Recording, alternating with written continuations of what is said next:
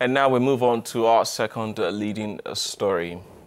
Votes are being counted across Liberia to determine the country's next president and legislators. Unofficial report from the Liberia Broadcasting System suggests the runoff may be likely, as ex-footballer George Weah and current Vice President Joseph Boakai are said to be leading, but these are very much unconfirmed.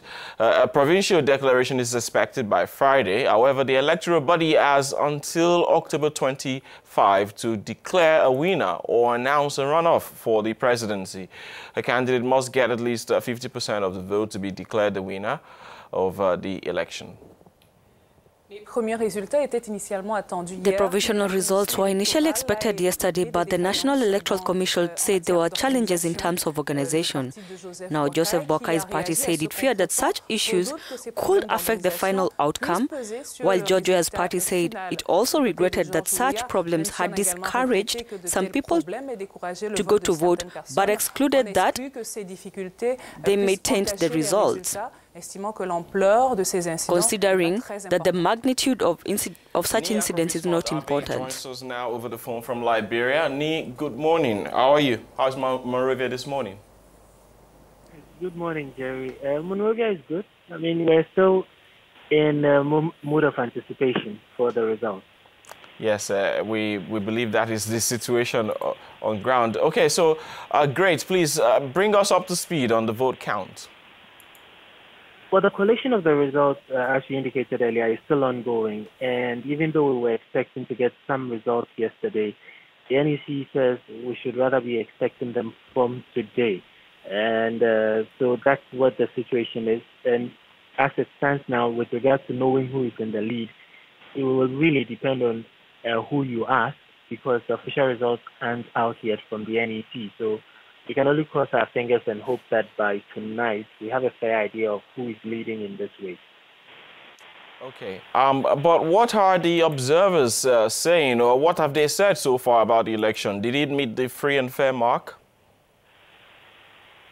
The African Union and ECOWAS, they have presented their preliminary reports already, but they will not use the word free and fair elections just yet.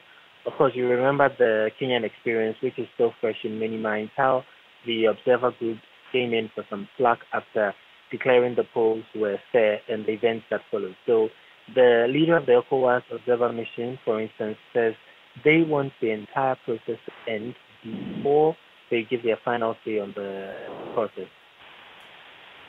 Well, Liberians and indeed everyone wants to know what that assessment will be.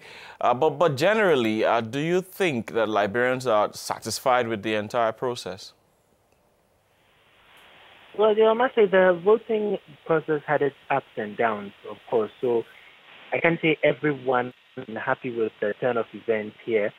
Definitely those who stood in the queues for well over 2 or 3 hours will not be happy about the process, and those who had to move from one voting to the other before they could count, they could also vote, would certainly not be happy about the process. But I guess that is immaterial for now, because for many, the results are now what is topmost on every mind. Ni, we have to go now. I'd like to thank you very much for speaking with us. Welcome, Jerry. Ni Akrofi Smart Abbey from Monrovia, Liberia. Many thanks indeed.